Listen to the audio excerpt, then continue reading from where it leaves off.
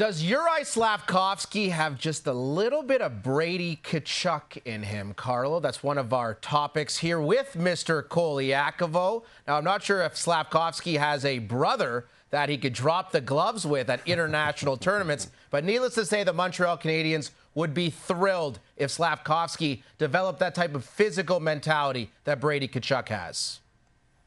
Yeah, absolutely. Who wouldn't love to see that from Juraj Slafkovsky? And I have always said, from watching Juraj Slafkovsky in his first game in the NHL, what's going to separate him from the rest is him embracing the idea of being a power forward in this league, because there's so many teams that want players like that. And if you're talking about, does he have a little bit of Brady Tkachuk in him? Well, yeah, he's got a little bit of him. He's got the size, he's got the strength, he's got that build, but he needs to adopt the physicality and the grit that comes with that type of responsibility of being Brady Tkachuk. Does he need to go out and fight somebody like Brady Tkachuk does every once in a while? No, but every once in a while, like he did the other night, it doesn't hurt to show everybody that he's not going to put up with people treating him a certain way and standing up for himself, because it gives him more respect. And he's come out of the break very similar that he came out of the break last year. He's been on fire offensively because he's found the newfound confidence. Maybe it was getting away from the game a little bit, but he comes back to the game. He's getting to the front of the net. He's getting physical. He's standing up for himself. Those are all qualities we see in Brady Tkachuk.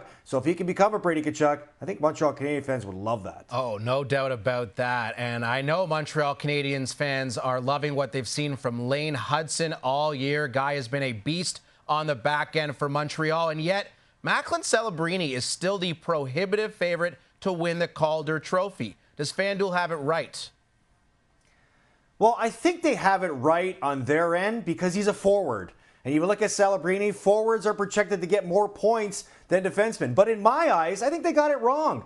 Lane Hudson, to me, has been the best rookie to perform this year at the NHL level because he plays defense and he's been so impactful producing points on defense. Now, look, the showdown on Thursday night is going to be incredible, them head-to-head against each other. But Lane Hudson still has the chance to lead all rookies in scoring as a defenseman, and he's probably going to be close to the rookie defenseman scoring title. So I'm still choosing the value on Lane Hudson because I see a lot more outside of them. Plus, I do a lot of their games. Yeah, I'm totally with you. I don't understand how there's such a gap between the two. The minutes that Hudson munches, and of course, the production as a rookie D-man is virtually unprecedented. I think this is a lot closer than it appears. Let's talk about Patrik Laine. He's finally healthy again, producing at 3 points last night. Now, his contract is not up until the end of next season. But what type of deal do you think he could be in line for?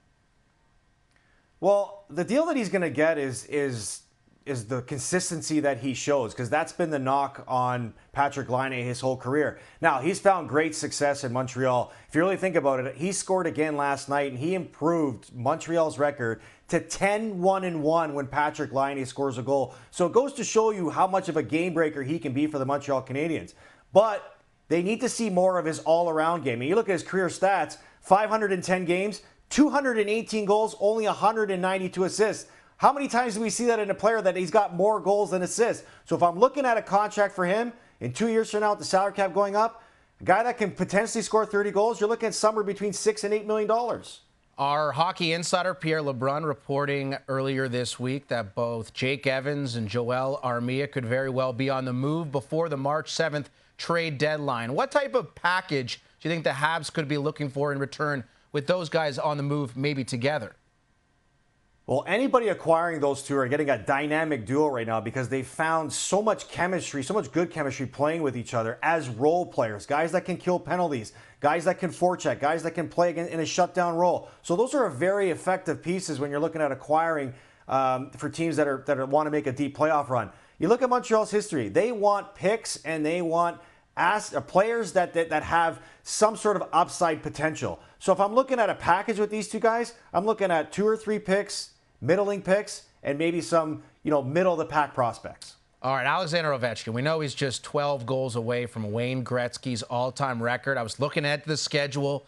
The Washington Capitals play the Columbus Blue Jackets a couple times down the stretch. Do you think we could see a full circle moment? Ovechkin's first career NHL goal against the Blue Jackets and the goal that breaks Gretzky's record also against Columbus. Well, if you look at the math, plus 500 for that to happen in 2 games, back-to-backs against each other, That game 80 is the final home game, so you look at that as maybe the chance that Washington's going to want him to get it. And how could you put it against him right now? He's got 8 goals in his last 8 games.